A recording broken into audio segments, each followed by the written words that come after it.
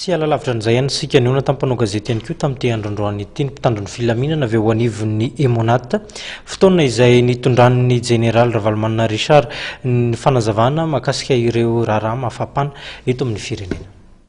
Nandefa taratasy tamin'ny filoham-pirenena vaovao tokoa fa tsy resaka fangataham-pialana amin'ny andraikitra izay misy ankehitriny hoy ny Général Ravalomanana Richard. Io ny fantatra raha niona tamin'ny mpanao gazety ny Emonat io maraina io tetsy amin'ny Tobo Ratsimandrava etsy Andrefanambojanahary. Namoaka hipotèzy hafa koa ny Général Richard Ravalomanana mikasika ny raharaha tsipy grenade tetsy Anosy ny 5 Janoary lasa teo. Le fohy be dehibe zany no tsy nahatafiditra anazy tao Mahamasina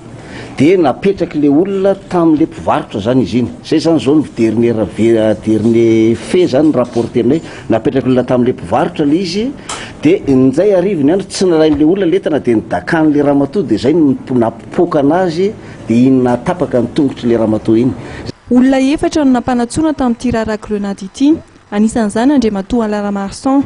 Olona 10 hafa kosa no noenona ka nafototra. Nisy koa manareo tamin'ny gazety hoe voantso Andriamatoa Alaramarsan mety opetinareo kosa fa dia alefako mialoha ny antony antsoina azy dia nisy no teny hoe izy dia anisan'ny tonga voalohany teny amin'ny hôpitaly HGR dia natsoina azy izy mba nanontaniana hoe sao dia misy zavatra fantatrao zany mikasika an'ity satria reo dia isan'ny tonga teny dia efa nisy ny famaliana taony zany ka ao anatin'izay ataontsika hoe témoignage rehetrarehetra angonina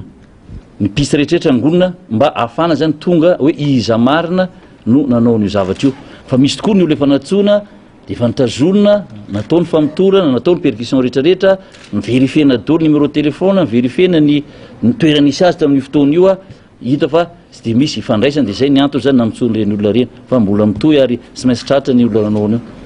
Ny fifehezana ireo bomba vita tanana, ireo trangana fikomiana izay miisa 9, roa Kapsat, ray teny amin'ny Rasy, ray teny amin'ny FIGN ary ny ray teny amin'ny Arifi ary indrindrindrindra ny fanatontosana fifidianana, ireo no anisan'ny jeritodika nomen'ny Emonat tao anatin'izay efa